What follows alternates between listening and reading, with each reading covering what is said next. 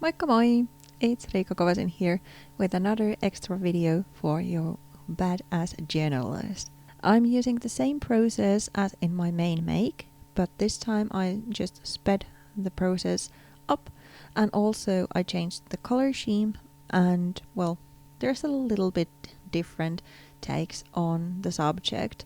So I hope that you find this interesting and also eye-opening in a way to distill those important points of my main make. Let's get started. Like with the main make, I start by collaging a background.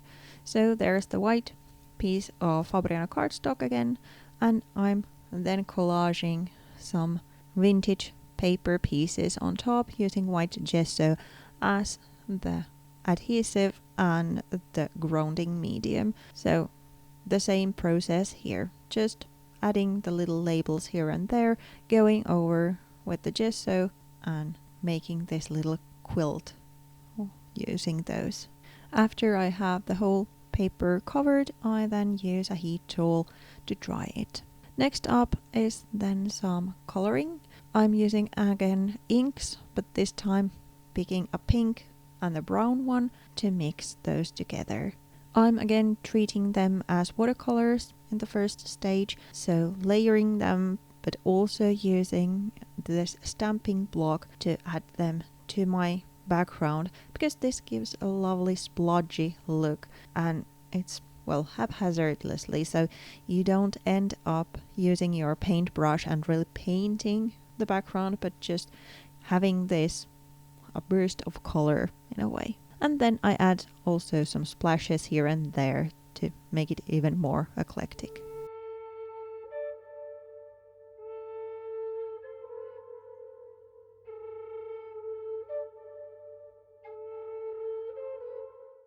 After drying, same procedure as with the main make. I'm using stencils and the same inks and layering those on top to give it a little bit of visual texture. I'm mixing different stencils and patterns to make the background work. This time I used a bigger element on the left side and then complement that with smaller design flowing to the right hand side.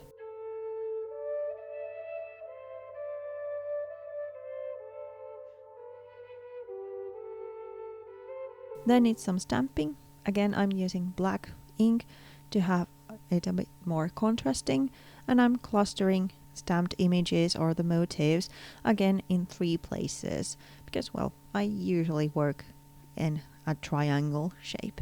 To finish the background, I'm again using a stencil and the black ink to have a more contrast areas here and there.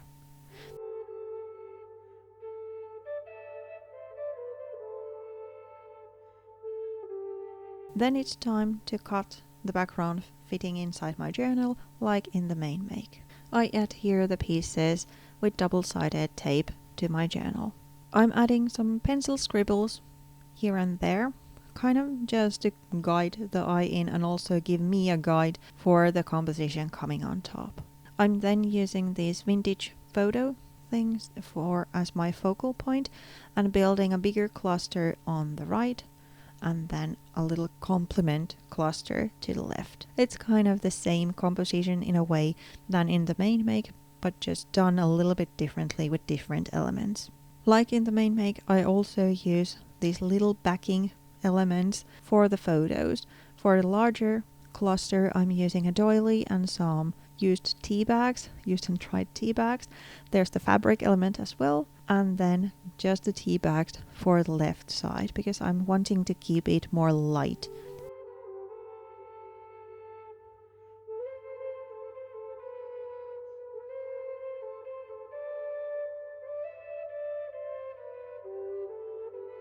Then I ripped one of the pictures in 2, kind of giving a hint of the story that's going to be here as well. And I also hid another person from the photo in the right hand side.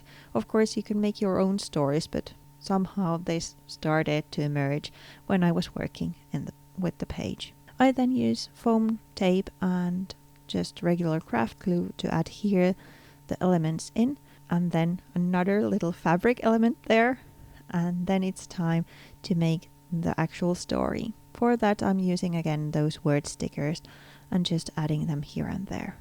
As a finishing touch, I then add some doodles, and then the spread is done. I hope you liked the video. I hope it gave you more ideas or more inspiration to make your own journal pages. If you have any questions, please let me know. And thank you so much for watching. Bye!